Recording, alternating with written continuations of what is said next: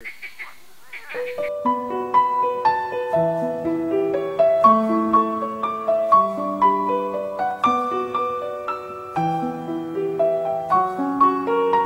30 janvier 2016, deux émissions sont passées sur des chaînes de télévision francophones, l'une en France, l'autre en Belgique. Et ce que nous avons remarqué, c'est qu'à chaque fois, on gardait beaucoup de préjugés sur les invités de ce jour. D'un côté, le chanteur Arnaud, de l'autre côté, l'islamologue Tarek Ramadan. D'un côté, les frères musulmans, une forme d'intégrisme religieux. De l'autre, le chanteur un peu illuminé, voire alcoolo-dépressif. Mais on les écoute trop peu. Et dans Allô Renault, nous avons voulu insister sur l'écoute, plus que sur les préjugés. Parce qu'on ne peut pas penser si on a des préjugés. Nous, on trouve qu'on n'a pas été suffisamment à l'écoute de ce que ces personnes disaient par rapport plutôt à un jugement de forme, mais rarement de fond. Or, nous, dans Allô Renault, on préfère vraiment aller dans le fond.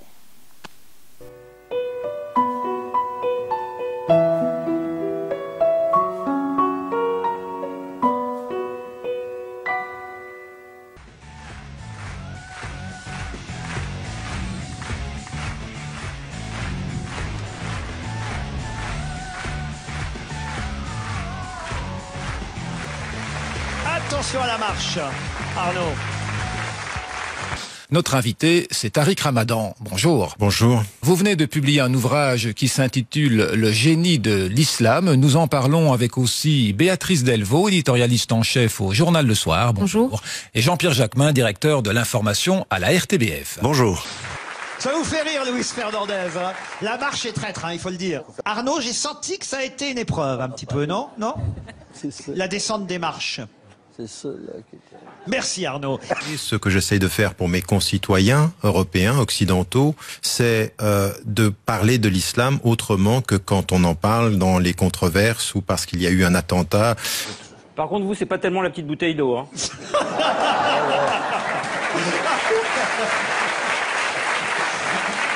Huitième... Attention, oh, vous laissez pas faire Arnaud. D'après ce que j'ai lu dans vos entretiens. Je bois beaucoup de l'eau.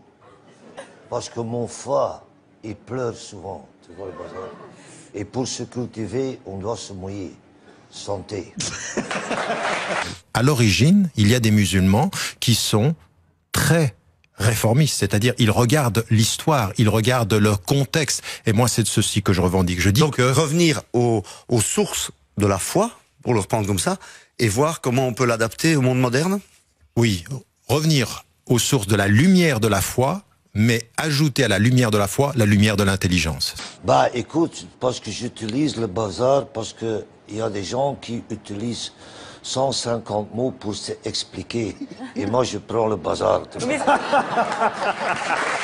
crois que ça va être une émission surréaliste. Vous citez quelques philosophes et un autre dont vous dites qu'on l'a trop vite enterré, c'est Marx. Marx a dit la religion c'est l'opium du peuple. Autrement dit, c'est l'autre consolation. C'est la manière de maintenir le peuple dans la condition d'esclavage ou laborieuse dans laquelle il est. Autrement dit, débarrassons-nous de la religion. Et Bakounine, adepte de Marx au moins certainement, disait si Dieu existe, il faut le supprimer.